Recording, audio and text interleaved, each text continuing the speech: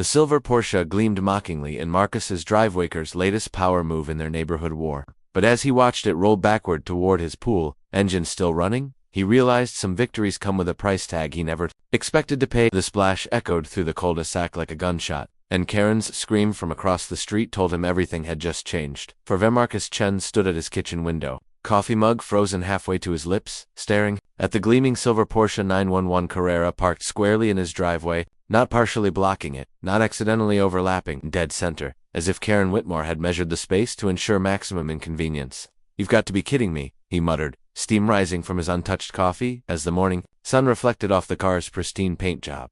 This wasn't the first time. Over the past 6 months, Karen had escalated their property dispute from passive-aggressive notes to outright territorial warfare. It started when Marcus had the audacity to plant bamboo along their shared fence line, perfectly legal according to city ordinances, but apparently a crime against Karen's vision of suburban perfection. First came the complaints to the HOA about his invasive landscaping choices, then the mysterious reports to the city about potential building code violations that resulted in 3 separate inspections of his recently completed deck. Last week she'd called the police, claiming his weekend barbecues were disturbing the peace at the scandalous hour of 2 p.m. on a Saturday. But parking in his driveway, that crossed a line drawn in concrete, Marcus pulled on his jacket and stepped outside, his breath visible in the crisp October air. The Porsche's engine was still warm. He could hear the metal ticking as it cooled. Through Karen's front window, across the street, he caught a glimpse of her blonde hair as she moved through her living room, coffee cup in hand, the picture of innocence. He pulled out his phone and dialed her number. She answered on the 3rd ring. "Good morning, Marcus." Her voice carried that artificially sweet tone she used when she knew she had the upper hand. "Beautiful day, isn't it?" "Move your car, Karen." "I'm sorry. What car?" Marcus closed his eyes and counted to 3. "The silver Porsche." "In my driveway?" "Move it." "Oh, that car. I was wondering whose it was." "It's not yours, is it?" "I didn't think teachers could afford such nice vehicles." The dig hit its mark. Marcus taught high school physics, a job he loved despite the modest salary that kept him in his starter home while Karen flaunted her husband's tech money. But he'd worked every summer for 3 years to save for the down payment on this house, and he'd be damned if he'd let her make him feel small about it. "It's your car, Karen. It's registered to your address." "I looked it up." A pause. "Well, you seem to know a lot about my property. Perhaps you should be more concerned with your own. Like that bamboo that's growing into my yard." "The bamboo is on my side of the property line. I had it surveyed." "Surveys can be wrong." Marcus looked across the street. Karen was now standing at her window, phone pressed to her ear, watching him with undisguised amusement. She raised her coffee mug in a mock toast. "Move the car, Karen. I need to get to work. I'm not sure what you want me to do about some random car in your driveway. Have you tried calling the police? They handle parking violations." "It's not a violation if it's your own car, on your own property," Marcus said through gritted teeth. "Exactly. So if it's your property, it's your problem." The line went dead. Marcus stared at his phone, then at the Porsche, then at Karen's house. She'd moved away from the window, but he could see her shadow moving through the kitchen, making breakfast, probably, getting ready for her day of luxury while he dealt with the mess she'd created. He walked around the Porsche, looking for any way to move it without damaging it. The doors were locked, of course. The windows were up. It was parked so precisely in the center of his driveway that he couldn't squeeze his Honda Civic around it, not without risking scratches on both vehicles. Marcus pulled out his phone again and called his principal. "Hey, Janet, it's Marcus. I'm going to be late this morning. I've got a situation," he explained briefly, leaving out the months of escalation that had led to this moment. "Can't you just have it towed?" Janet asked. "It's complicated. The car belongs to my neighbor, and technically she could claim she had permission to park there. It would be my word against hers. That's ridiculous. Tell me about it. I'll be there as soon as I can figure this out." After hanging up, Marcus walked to his backyard, thinking. The October air was crisp, and his pool covered for the season reflected the morning sky like a dark mirror. He'd spent the previous weekend winterizing it, draining it partially, and adding chemicals. Come spring, it would be perfect again. His deck overlooked the pool area, and from there he could see over the fence into Karen's backyard. Her pool was still uncovered, a shimmering blue rectangle that probably cost more than his annual salary. She had it heated year-round and swam laps every morning at precisely 6 a.m. As if the exercise were another way to demonstrate her superiority, Marcus sat on his deck stairs and tried to think rationally. He could call the police, but Karen was right. It would be a he-said-she-said situation. He could call a tow truck, but that might escalate things beyond repair. He could take the bus to work, but that felt like surrender. Marcus looked at the Porsche again, then at his driveway's gentle slope toward the backyard. The car was parked perfectly level, but his driveway had been designed with a slight grade 4 drainage. During heavy rains, water flowed naturally toward the back of his property, where his pool was. He shook his head. That was crazy. That was the kind of thinking that led to lawsuits and criminal charges. That was exactly the kind of escalation that reasonable people avoided. But as he watched Karen move through her house, getting ready for another day of making his life miserable, Marcus felt something shift inside him. He'd tried being reasonable. He'd followed proper channels. He'd documented everything, kept records, played by the rules. And where had it gotten him? Standing in his own driveway, unable to get to work, while his tormentor sipped coffee and enjoyed the show. Marcus walked back to the Porsche and examined it more carefully. The parking brake wasn't engaged. He could tell by the way the car sat, perfectly level but not locked in place. Karen had been in a hurry to get back inside and watch his reaction. She'd made a mistake, a small one, but a mistake nonetheless. Marcus glanced around the neighborhood. The Hendersons had already left for work. The Patels were still getting their kids ready for school. Mrs. Rodriguez was the only potential witness, and she was legally blind, wore glasses thick as magnifying glasses, and still squinted at everything. He looked at the Porsche again. Beautiful car. Probably cost more than he made in 2 years. Karen's pride and joy, the symbol of everything she had, that he didn't.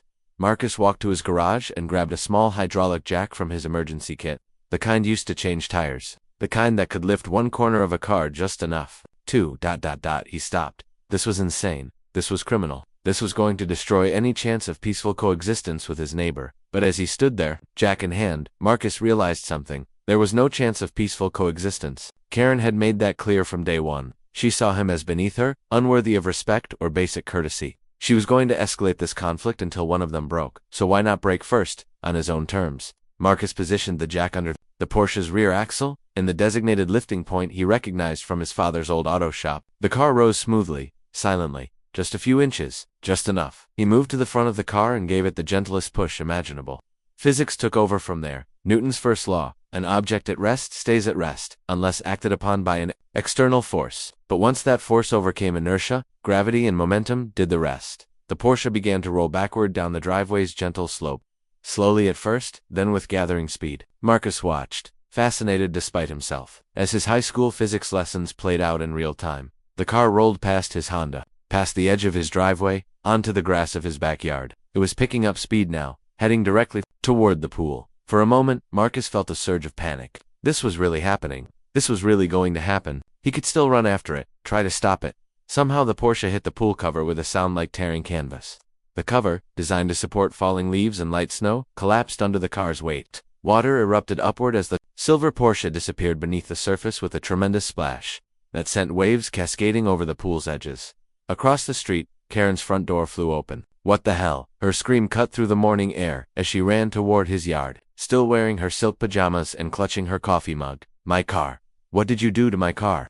Marcus stood at the edge of his pool, looking down at the Porsche's silver roof, just visible beneath the dark water. The car's hazard lights were still blinking underwater, creating an eerie strobe effect. I have no idea what you're talking about, Marcus said calmly. I came out to get my newspaper and found your car in my pool. Strangest thing. Karen's face was purple with rage. You pushed it. You did this deliberately. That's a very serious accusation. Karen, do you have an... Part 2. The first police cruiser arrived within minutes, followed by a fire truck and an ambulance, standard protocol for any vehicle and water incident. Officer Rebecca Santos stepped out of her patrol car, took one look at the submerged Porsche, and let out a low whistle. Well, that's a new one, she muttered. Pulling out her notepad, Karen rushed toward her, still dripping pool water, her silk pajamas clinging to her frame. Officer, this man deliberately pushed my car into his pool. I want him arrested for destruction of property. Officer Santos looked between Karen and Marcus, who stood calmly beside his deck with his hands in his pockets. Sir, is that your vehicle in the pool? No, ma'am. That's Mrs. Whitmore's car. I came outside this morning and found it parked in my driveway without permission. Next thing I knew, it was in my pool. He's lying, Karen shrieked. He pushed it. He sabotaged it somehow. Mrs. Whitmore, I need you to calm down, Officer Santos said firmly. Let's start from the beginning. Why was your car in Mr. Chun, Marcos Chun? Why was your car in Mr. Chun's driveway? Karen's face flushed. There was a misunderstanding about property lines. I thought I had permission to park there temporarily. Marcus raised an eyebrow. Permission? From who? It's a public street, ma'am. This is a private driveway, Officer Santos said, consulting her notes. Did you have Mr. Chun's explicit permission to park here? Karen's silence stretched long enough to answer the question. So you parked illegally in his driveway, the officer continued, and now your car is in his pool. Mr. Chen, did you move the vehicle? Officer, I'm a high school physics teacher. If I wanted to move a 3,000-pound car, don't you think I'd need some pretty serious equipment? It was technically true. He hadn't moved the car, gravity had done that. The jack had simply ... Facilitated. The process. Officer Santos walked around the pool's perimeter, examining the scene. The Porsche sat nose down in the deep end, its rear bumper barely visible above the waterline. Pool water lapped at the edges, overflow soaking into Marcus's carefully maintained lawn. Any witnesses to what happened? She asked. Mrs. Rodriguez shuffled over from next door, her thick glasses reflecting the morning sun. I heard a big splash, she said. Thought maybe a tree fell down or something. Did you see either of these people near the car before it went into the pool? Honey, I can barely see my own mailbox without my glasses. Could have been a parade of elephants for all I know. Officer Santos turned back to Marcus and Karen. Here's what I see, Mrs. Whitmore. You parked illegally on private property. Mr. Chen, there's no evidence you deliberately caused this accident. Sometimes parking brakes fail. Sometimes cars roll downhill. Without witnesses or physical evidence of tampering, this looks like an unfortunate accident caused by illegal parking. That's ridiculous, Karen sputtered. Cars don't just roll into pools. Ma'am, I've been doing this for 12 years. You'd be amazed what cars do when they're not properly secured on sloped surfaces. Marcus watched Karen's face cycle through disbelief, rage, and dawning horror as the officer's words sank in. Her insurance company was going to love this explanation. The tow truck arrived as Officer Santos was finishing her report. The driver, a grizzled man named Eddie with rescue towing embroidered on his coveralls, took one look at the submerged Porsche and shook his head. Jesus, lady, what did you do? Forget to put it in park. The car was sabotaged, Karen insisted. Eddie walked around the pool, rubbing his chin. This is gonna be a specialty job. Need a crane? Probably. Environmental cleanup crew for the fluids. Pool company to assess damage. He pulled out his phone and started making calls. Looking at maybe 8-10 grand, just for the extraction. Karen went pale. $10,000. Ma'am, your car's sitting in 15 feet of water. Engines flooded, electronics are fried, interiors ruined. Even if we get it out today, it's a total loss. Your insurance better have good coverage for acts of stupidity. I want a second opinion, Karen snapped. Eddie shrugged. Call whoever. You want that car ain't going anywhere till we pump out some water and bring in a crane. Earliest that happens is tomorrow morning. Marcus tried to hide his smile. Karen's Porsche was going to spend the night in his pool. Marinating like an expensive piece of automotive sashimi, Officer Santos handed Karen a citation. Illegal parking on private property. You'll need to appear in court or pay the fine. You're giving me a ticket? What about him? What about him? There's no evidence he committed a crime. You, on the other hand, definitely parked illegally. After the police left, Karen stood staring at her submerged car while Marcus went inside to call his principal. Through his kitchen window, he watched her pace around the pool like a caged animal, her phone pressed to her ear. Insurance company, probably. Or maybe her husband.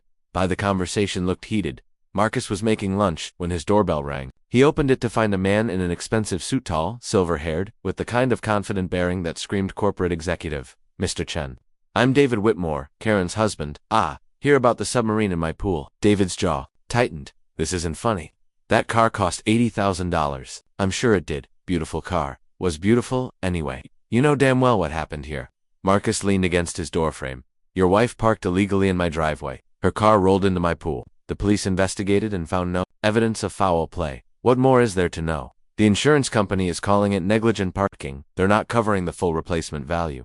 That's unfortunate. David stepped closer, his voice dropping to a menacing whisper. I know you did this. I don't know how, but I know you did it. And I promise you, this isn't over. Marcus didn't back down. Mr. Whitmore, are you threatening me? I'm promising. You, one way or another, you're going to pay for what you did. The only thing I did was refuse to let your wife turn my driveway into her personal parking space. If you can't control your wife's parking habits, that's between you and her. David's face flushed red.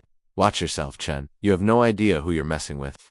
After David left, Marcus called his brother Jake, a lawyer who specialized in property disputes. Jesus, Marcus, tell me you didn't actually push the car into your pool? I didn't push anything. The car rolled down my sloped driveway into my pool. Physics did the rest. And the parking brake just happened to fail. Cars are mechanical devices. Jake, mechanical devices fail. A long pause. You used the jack, didn't you? Marcus said nothing.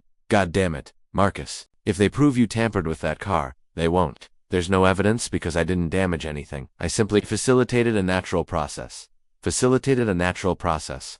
Is that what we're calling felony destruction of property? Now, Jake, I'm a physics teacher. I understand forces in motion better than most people. If someone parks a car on a slope without properly securing it, and that car rolls into a pool, that's user error, not sabotage. This is going to get ugly, Marcus. These people have money and connections. They're not just going to write this off. That evening, as Marcus graded papers on his deck, he watched a steady stream of visitors to the Whitmore house. David's business partners, probably Karen's country club friends, people who looked like they wore expensive suits and played golf at exclusive clubs. The Porsche's hazard lights had finally died, leaving the pool dark except for the underwater lighting Marcus had installed last summer. The car looked almost peaceful down there, like some kind of automotive art installation. Around midnight, Marcus was awakened by the sound of shattering glass. He grabbed a flashlight and hurried outside to find his living room window broken, a brick lying among the shards on his carpet, spray painted on the brick in red letters, "Pay up." Marcus called 911, and Officer Santos returned, this time looking less amused. "Any idea who might have done this?" she asked, examining the brick. "I have suspicions." "The Whitmores like I said suspicions." Officer Santos looked across the street at the Whitmore house, where every light was on despite the late hour. "We'll dust for prints. But if they were smart, they wore gloves. You might want to think about installing security cameras." "Already ordered them," Marcus lied. But by morning it would be true. As the officer left, Marcus stood in his living room, looking at the broken glass scattered across his hardwood floor. The brick sat on his coffee table like an ugly paperweight. Its message clear. This was escalation. This was David Whitmore showing his true colors. Marcus smiled grimly and pulled out his phone. If the Whitmores wanted to play hardball, he was more than happy to step up to the plate. But first, he had some shopping to do. Security cameras, motion sensors, and maybe a few other items that might come in handy if this war continued to escalate. Outside, Karen's Porsche gleamed in the underwater, lights patient as a sleeping shark. The next morning brought the crane. Marcus watched from his deck as the massive vehicle positioned itself beside his pool, its operator looking skeptical about the whole enterprise. Eddie from the tow company was there, along with an environmental cleanup crew and what appeared to be half the neighborhood. "This is going to be interesting," Eddie called out to Marcus. "Water's got to weigh 3,000–4,000 pounds by now. Car plus water, we're looking at maybe 7,000 pounds total." The crane's cable descended into the pool, and divers attached it. The legal papers arrived on a Tuesday morning, delivered by a process server who looked apologetic as he handed Marcus the thick manila envelope. Inside were countersuits. The Whitmores had responded to his property damage claim with additional charges of harassment, intentional infliction of emotional distress, and something called tortious interference with peaceful enjoyment of property. Marcus was reading through the legal jargon when his phone rang. His principal, Janet Morrison, sounded tired. "Marcus, I need you to come in early today. We have a situation." "What kind of situation?" "The kind that involves the school board and some very angry parents." An hour later, Marcus sat in Janet's office across from 3 school board members and David Whitmore, who wore his most expensive suit and a predatory smile. "Mr. Chen," board chair Patricia Hawkins began, "we've received some concerning allegations about your conduct outside of school." "What allegations?" David leaned forward. "Mr. Chen deliberately destroyed my wife's vehicle in an act of calculated revenge. This man teaches our children. What kind of example is he setting?" "The police found no evidence of wrongdoing," Marcus said calmly. "Your wife parked illegally on my property. The police investigation was inadequate," David replied smoothly. "But that's not why we're here. We're here because a teacher at this school committed what amounts to an $80,000 act of vandalism. Parents have a right to know if their children are being taught by someone with such violent tendencies." Board member James Fletcher, a man Marcus had known since college, looked uncomfortable. "Marcus, is there any truth to these allegations?" "Mr. Whitmore's wife has been harassing me for months. She parked illegally in my driveway to prevent me from getting to work. Her car subsequently rolled into my pool due to her failure to engage the parking brake on a sloped surface." "That's a lie," David said quietly, "and I can prove it." He pulled out a tablet and swiped to a video file. "This is security footage from my neighbor's house across the street. Mrs. Rodriguez may be nearly blind, but her son installed cameras last month after a break-in attempt." Marcus felt his blood turn to ice water. "The timestamp shows 7:23 a.m. David continued, his voice gaining confidence. "Watch carefully." The footage was grainy, but clear enough.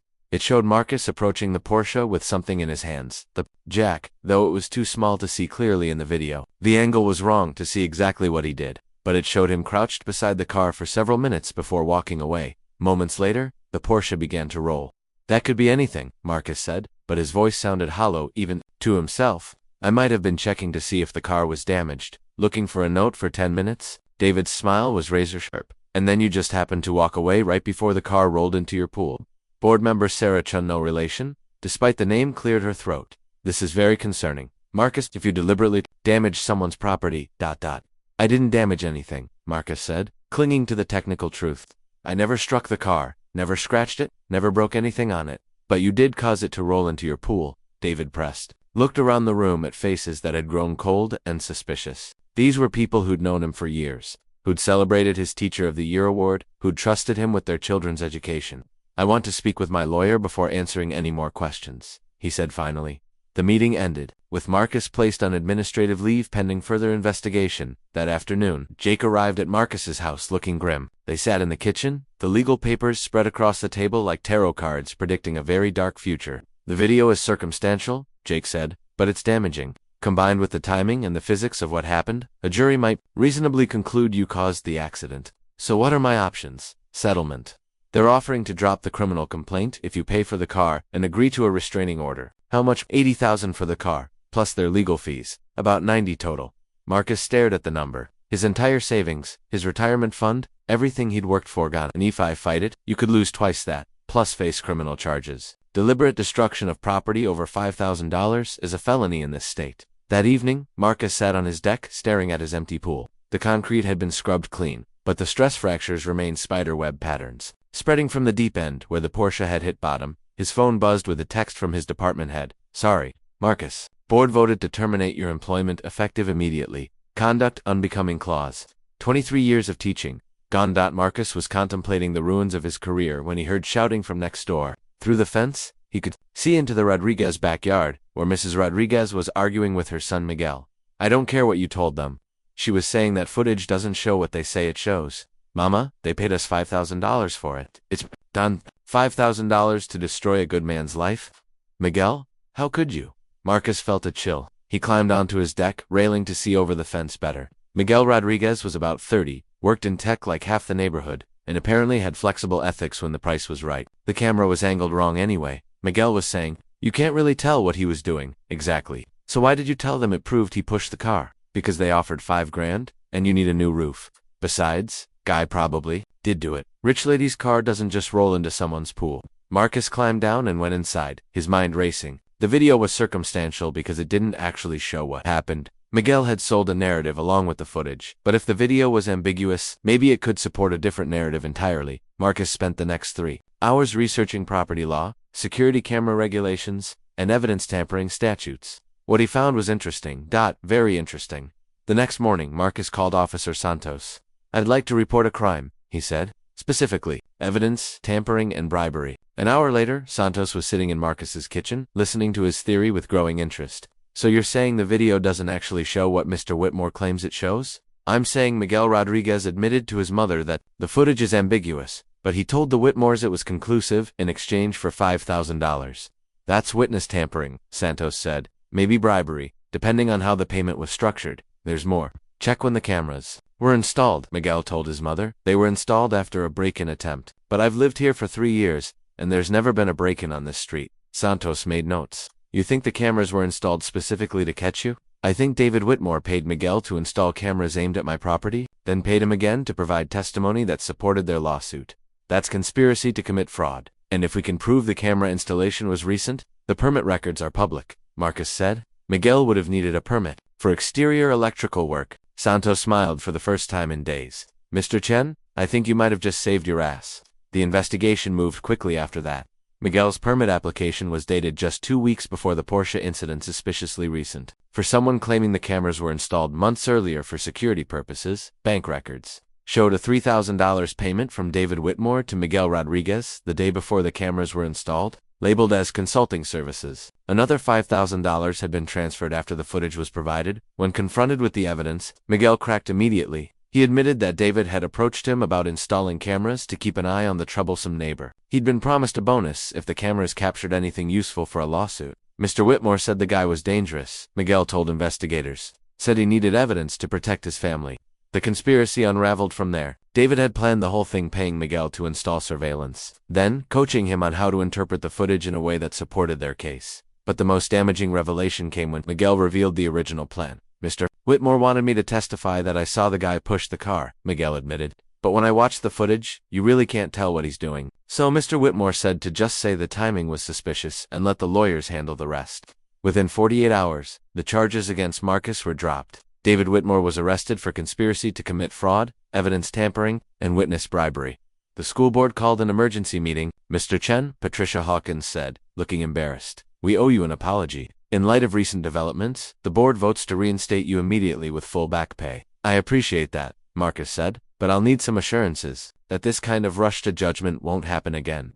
What kind of assurances? A written apology? A letter of recommendation for my personnel file? And a public statement clearing my name. Done. That evening, the local news ran a story about the Porsche pool plot, a wealthy lawyer's scheme to frame his neighbor backfiring spectacularly. The footage of David Whitmore being led away in handcuffs was deeply satisfying, but Spring arrived early that year, and with it came the pool repair crew. Marcus watched from his kitchen window as workers jackhammered out the damaged concrete, the sound echoing through the neighborhood like gunshots. The stress fractures had spread over the winter, creating a spiderweb of cracks that made the pool look like a broken eggshell. Worst damage I've seen from a vehicle impact, the foreman told him. Whatever hit this thing, hit it hard. Marcus nodded, signing the repair contract that would consume most of his legal settlement. $15,000 to erase the evidence of his perfect crime. The Whitmore house had sold in February, a quick sale to investors who planned to flip it. Karen had moved to Phoenix to live with her sister. David was serving 18 months in minimum security prison, his law license permanently revoked.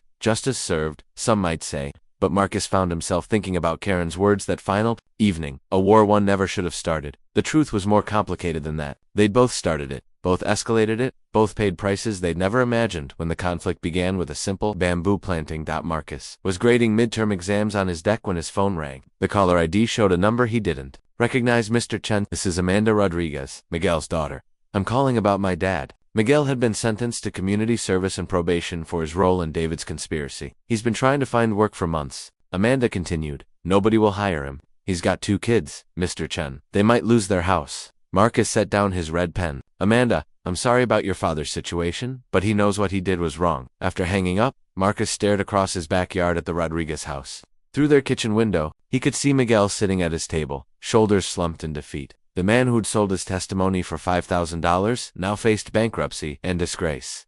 The cycle of consequences never ended. Marcus realized his war with the Whitmores had created collateral damage that rippled outward like waves from a stone dropped in still water. That evening, Marcus made a decision that would have seemed impossible 6 months earlier. He walked next door and knocked on the Rodriguez's door.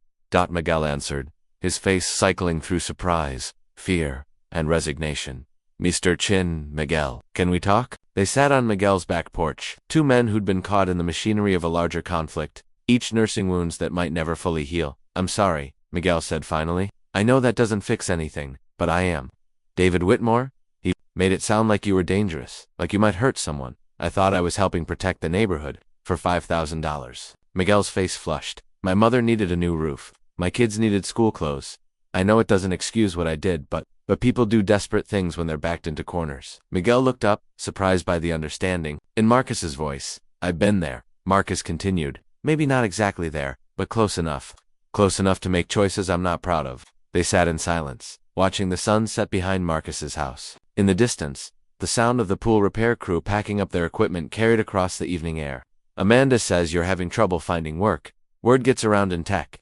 Nobody wants to hire someone who can't be trusted with confidential information. Marcus pulled out his phone and scrolled through his contacts. I have a friend who runs IT for the school district. They need someone to help with their summer system upgrades. It's not glamorous, but it's honest work. Miguel stared at him. Why would you help me, after what I did? Because this neighborhood has seen enough destruction. Maybe it's time for some rebuilding. The next day, Marcus called his friend Dave Patterson at the district IT office. Within a week, Miguel had a temporary contract that could lead to permanent employment if he proved himself. It was a small gesture, but it felt like a start. The pool repairs took 3 weeks. Marcus watched the workers pour new concrete, install fresh tile, and replace the damaged filtration system. When they finished, his backyard looked better than it had in years. But the real transformation was happening across the neighborhood. Mrs. Rodriguez, freed from the financial stress her son's unemployment had created, began hosting weekly coffee gatherings for the neighbors. The Hendersons, who'd avoided everyone during the height of the Whitmore conflict, started joining in.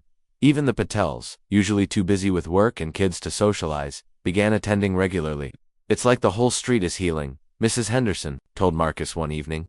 Whatever poison was in the air before, it's finally clearing out. Marcus nodded, but privately he wondered if the poison had ever really been external. Maybe it had always been inside them: fear, pride, the desperate need to be right even when being right cost more than being wrong. On the first warm day of May, Marcus filled his pool for the first time since the Porsche incident. He added the chemicals, ran the filtration system, and watched the water transform from cloudy to crystal clear. That weekend, he hosted a neighborhood barbecue, something he'd never done before. The Hendersons brought potato salad. The Patels contributed homemade samosas. Mrs. Rodriguez made her famous tres leches cake.